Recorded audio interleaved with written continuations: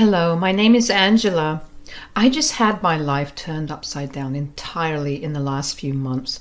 It took one of the biggest tragedies of my life for me to finally be able to live a nice life now.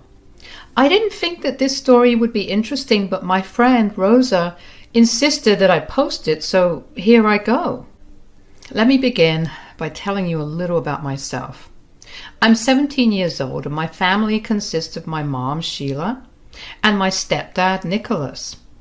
My mom married Nicholas when I was 9 years old, and he has been a father figure in my life ever since.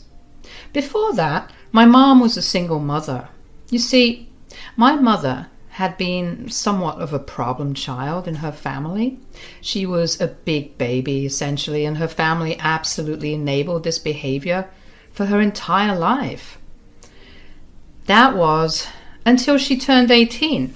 They asked her to move out multiple times, but she refused, so they let her stay on the condition that she start paying rent, something she never did because she could never hold a job down.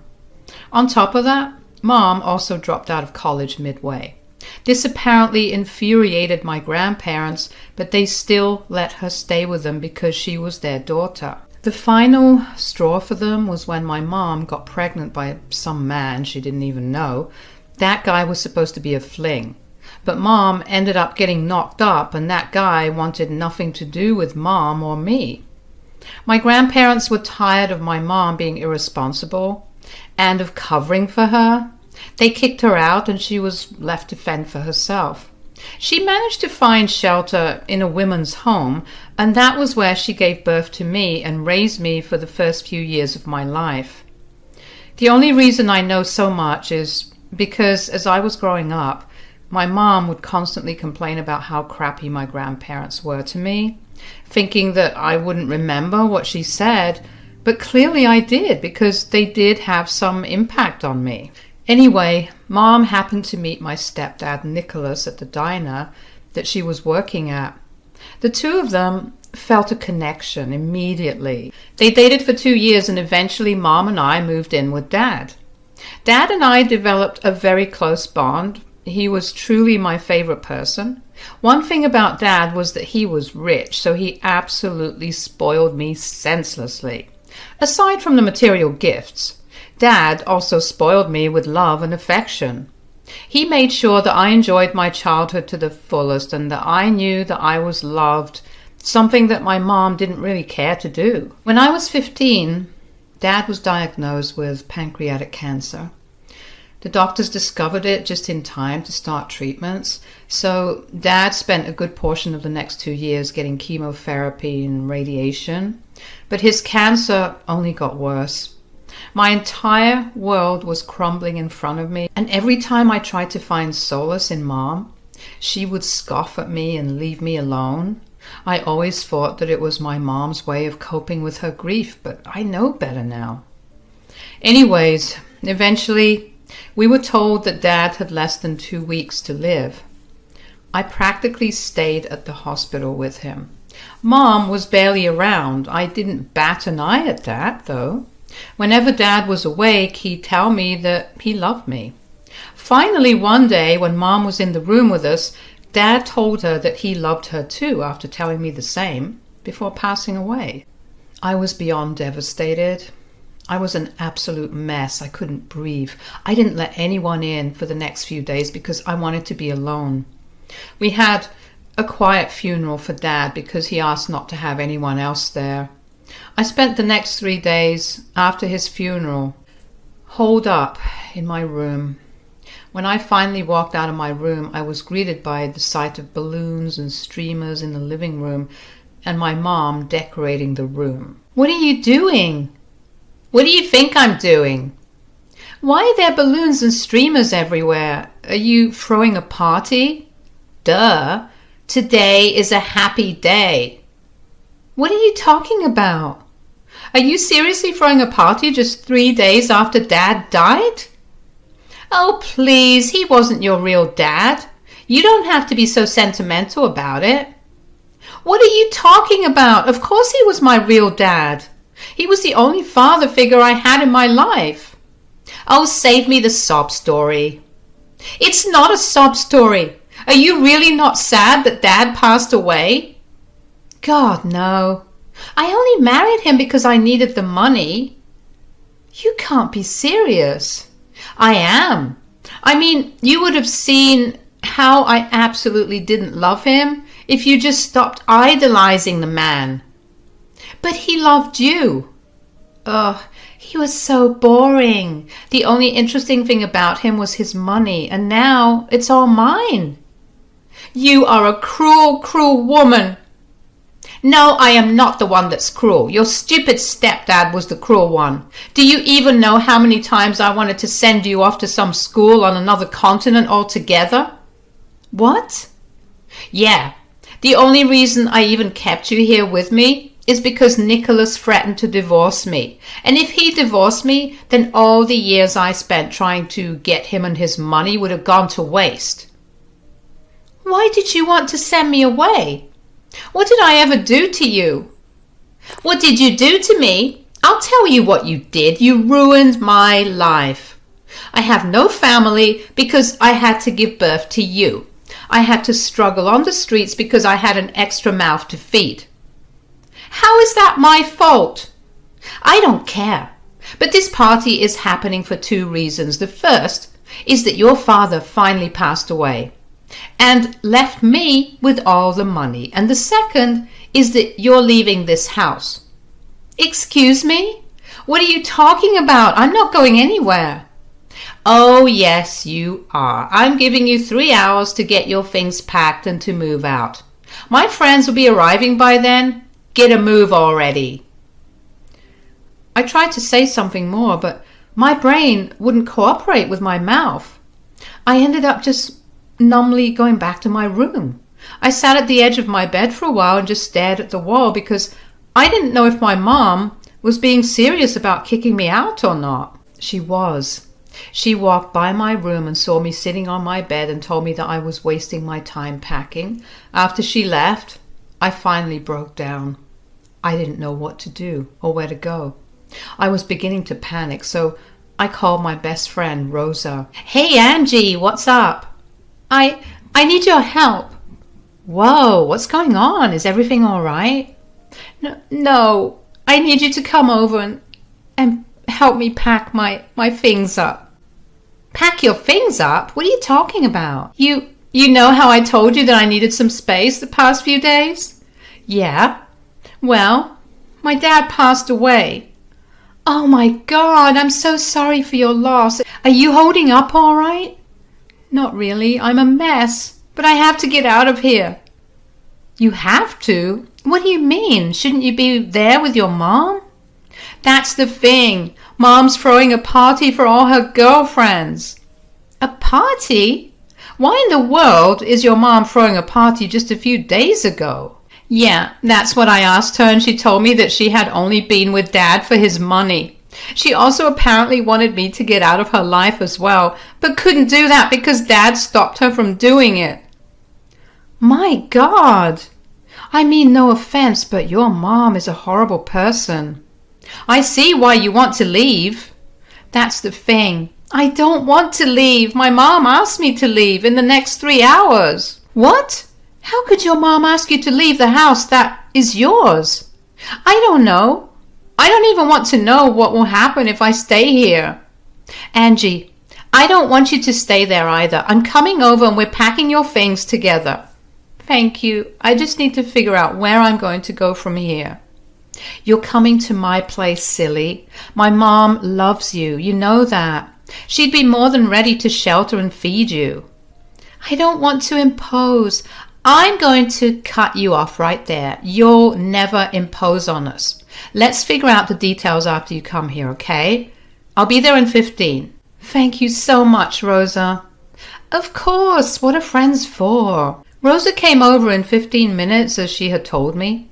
My mom had gone out of the house to do God knows what, which was a good thing because Mom really did not like Rosa. I'm not sure how she would have reacted if she saw Rosa at home, so I was glad she wasn't there. Rosa and I didn't talk much. She quietly helped me pack all my things, something that I was grateful for because I really wasn't in the mood to talk. I felt raw and numb on the inside. My head was swimming with all kinds of thoughts, and my heart was a mess of emotions. I had managed to lose my dad and my mom in the span of a few days. Of course, one was more devastating than the other, but still, it didn't feel good to have my only remaining parent tell me that they didn't want me anymore. Rosa and I loaded up her car with all my things, and we quietly drove to her place. We were greeted at the door by Rosa's mother, who always treated me like I was her own child. She always had room for me in her home.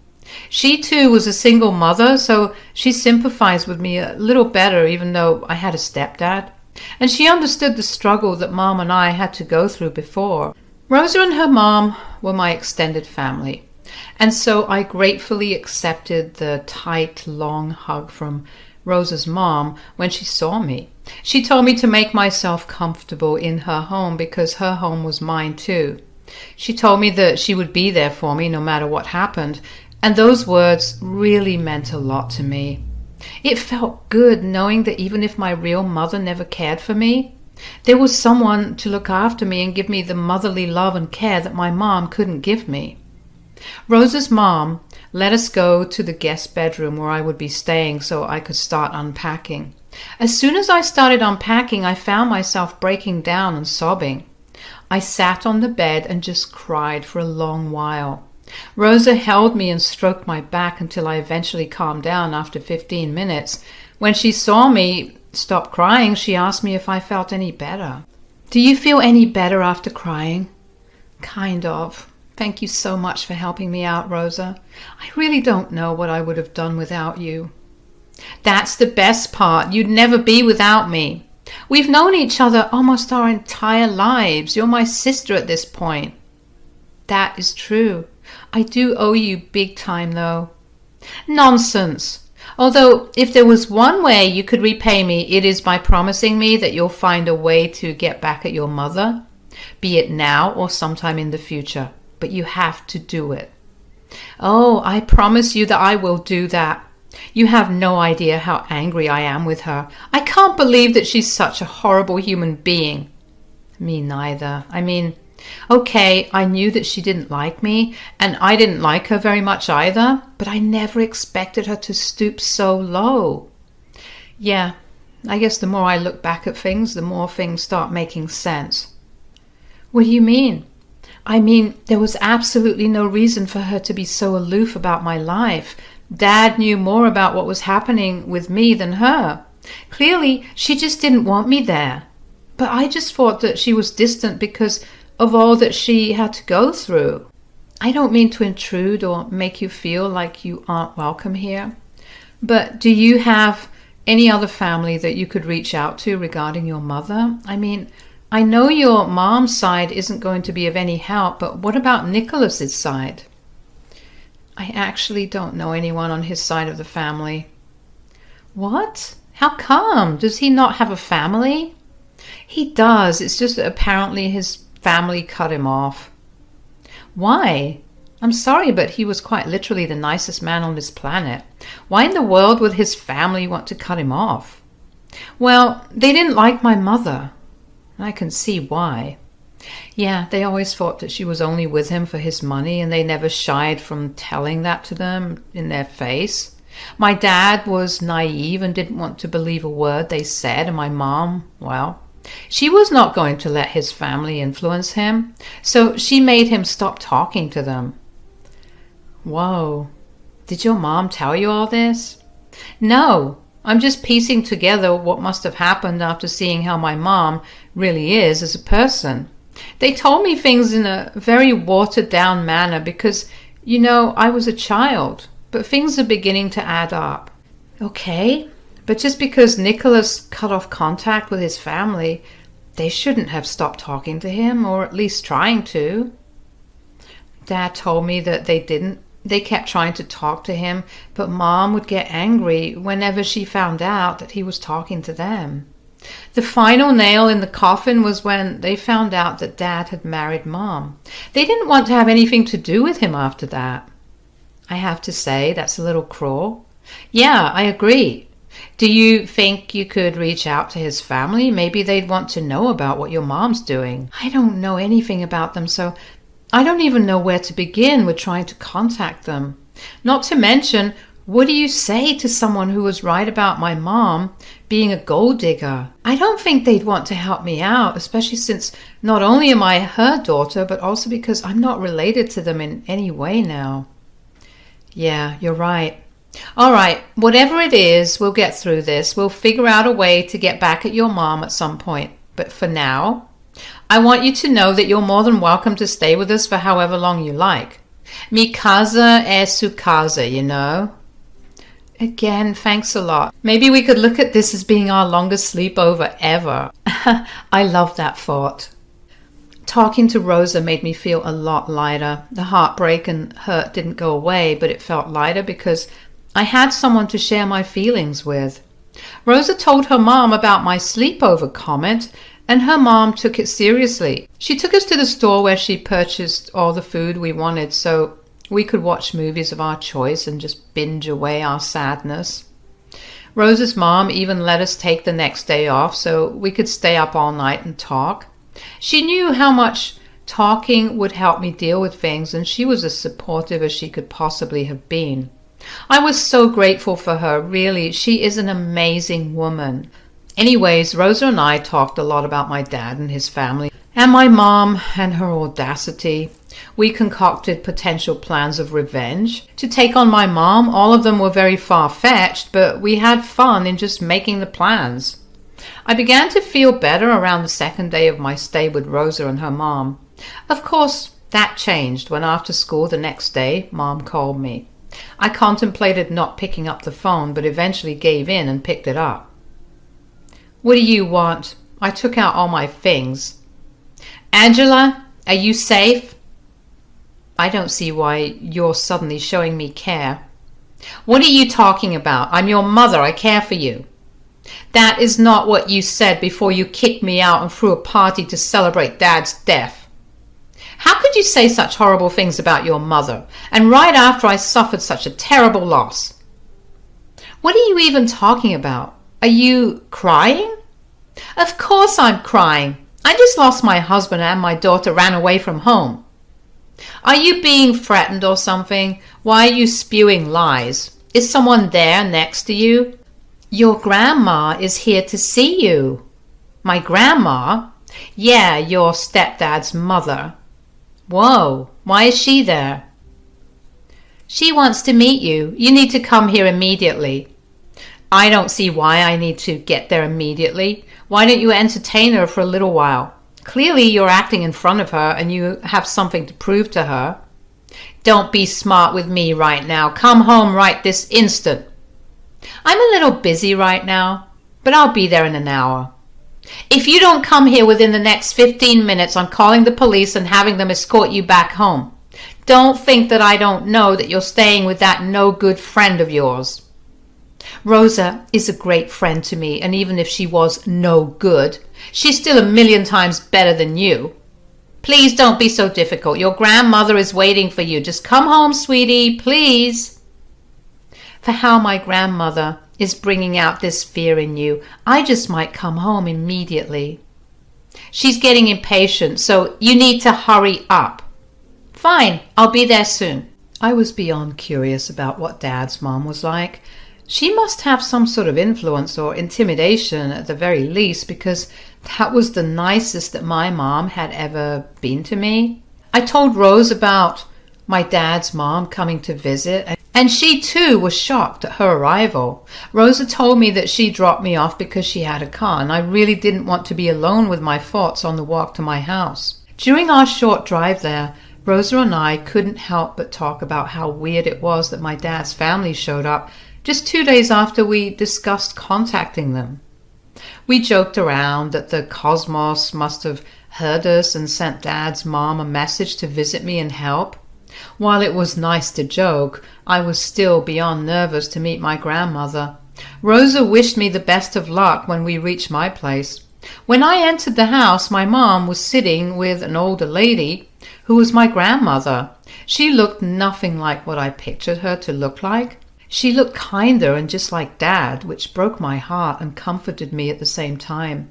My mom came over to me to give me a hug when I walked into the house. "Oh, there's my angel. Harriet, this is my daughter Angela." "Hello." "My God, Nicholas was right. You are a pretty girl." "Oh, thanks. Although Dad did love to flatter me when I was growing up, even when I looked like I was dragged through a field while I was sick. He'd tell me that I was a pretty girl." "Well, she can thank her mother for those looks." "I'd say that the gratefulness she has for you should only go as far as that." "Oh, okay, but what do you mean?" "What I mean is, I know all about what you've been doing, Sheila." "What are you talking about?" "Before I tell you about that, I do want to extend my condolences to you. Angela, I'm sorry that I never got to meet you before, but I know that you were very loved by my son. I'm sorry it took me so long to come here and meet you, but I had some things to take care of." "You have nothing to be sorry for. I mean, you must have been an amazing mother because Dad always spoke so nicely of you and always told me that you were an inspiration to him. I know that you've been hurting as well, so there's no need to apologize. You know, I wish more than anything that I hadn't cut off contact with my son for so long. I'm just grateful that he came to his senses towards the end of his life and reached out to his family." "What do you mean?" "He had us help him write his will, and he's left everything to you, Angela, even his house. However, you'll only get it when you turn 18, so until then, I'll be in charge of your inheritance." "What? What do you mean? Why am I not in charge of her inheritance?" "Because he did not trust you." "How could he not trust me? I was his wife." "Are you really asking me that question, Sheila?" "Yes, I want to know, why did he not leave me anything, and why did he leave it to my stupid daughter here?" "First of all, I will not tolerate you calling your daughter stupid in front of me. Secondly, Nicholas found out about your affairs and your stealing." "Affairs? Stealing? What are you talking about?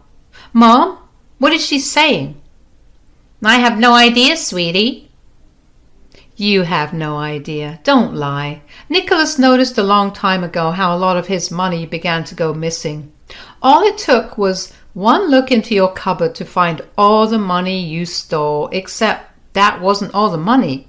A huge portion of it was missing. So he downloaded an app on your phone that allowed him to track where you were and see what you were doing on it. That's when he found out that you were cheating on him with multiple men. And you were using his money to pay for hotels and dates." "Mom, how could you?" "I've been arranging to have your mother arrested these past few days, and the police should be here soon." "I can't get arrested. Please, I'm sorry." "You made my son's life miserable. He only stayed because he knew that you would not treat Angela well, and he loved her like she was his daughter. He told me to make sure that you paid for what you did to him and what he was sure you would do to Angela after he was gone. And as his mother, I'm making sure it happens." Right then, the police arrived and parked in front of our house. They walked up to us, and Harriet, who insisted I call her Nana, greeted them and told them who Sheila was. They took her to the station, and Mom was sobbing. She kept trying to negotiate with Nana, but Nana was having none of it. I was still reeling from everything that I just found out. Nana took me into the house and let me process everything. I couldn't believe that my mom would have the audacity to cheat on my angel of a dad, even though I was a little girl. I always noticed how much he had done for her. He always went above and beyond to make her happy, and that never stopped until his dying breath. I mean, even his last words to her were, "I love you." The nerve of Mom to cheat on him. Nana also told me that Mom continued to cheat on Dad while he was at the hospital getting his treatment. I already knew that my mother was a terrible person, but every time that I thought that she couldn't have done something worse than she had already done, she proved me wrong. I just sat and sobbed for a very long time after Mom got taken away. Nana held me in her arms and even cried a little. She apologized over and over again for taking so long to get to me and for letting me be homeless for the last 2 days. I told her all about my friend Rosa, and Nana promised me that we'd go over later on and thank them personally. Once I'd calmed down, Nana took me to meet Rosa again, and I told her everything that I had found out, and she was just as shocked and disgusted as I was. She did cry out of happiness for me, though, because I was finally going to have a family to rely on, and that my mom got what she deserved. After that, things started to look up for me. Nana asked me if I wanted to move back to where she lived or if I wanted to continue living in my home. I wanted to be in my home because that's where all my memories of Dad lived. Nana was understanding of that and had the family nanny live with me as a guardian. Nana couldn't live with me because she had to work with Grandpa, but they were loaded enough to have a family nanny. So I was more than taken care of at home, and the nanny and I quickly became good friends. Nana busied herself with the legal aspects of Mom's trial. Nana hired the best lawyer to represent her. Dad had apparently compiled all the evidence of Mom's affair and theft and sent them to Nana immediately.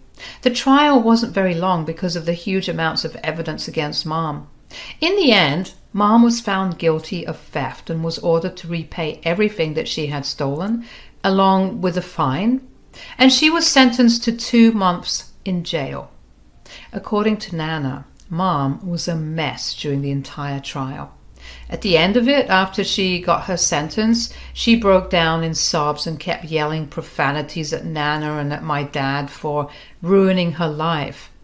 That only made my blood boil more, and I was beyond happy that Mom was finally facing the consequences of her actions. I did want to know more about Dad after that, though, and Nana was more than ready to answer any and all questions I had. Of course, the first question I asked her was why she did not talk to Dad for so long. Nana pretty much confirmed what I had thought had happened. My mom was the one who got Dad to stop talking to them, and they tried for months to get him to come to his senses. Eventually, they cut him off because they'd hoped that by cutting off his wealth, Mom would leave him. But Dad had already made enough success for himself, so he was rich on his own. Dad only got back in contact with Nana and Grandpa when he got diagnosed with cancer. They apparently never rehashed the past initially and only did it when Dad began to get suspicious of Mom. He confided in them and they helped him catch her. He learned to be as discreet as possible, and his only concern was me during the entire time. He wanted to make sure that I wouldn't suffer for my mom's actions. Nana and Grandpa learned a lot about me then and wanted to meet me, but Dad didn't want that to happen in case Mom caught wind of Dad's plan. I will admit I cried a lot when Nana told me everything. It felt great to know just how much Dad loved me. And now my only mission is to live a life that he would be proud of. I may have lost my mom and dad, but I still gained a new family, and I couldn't be more grateful.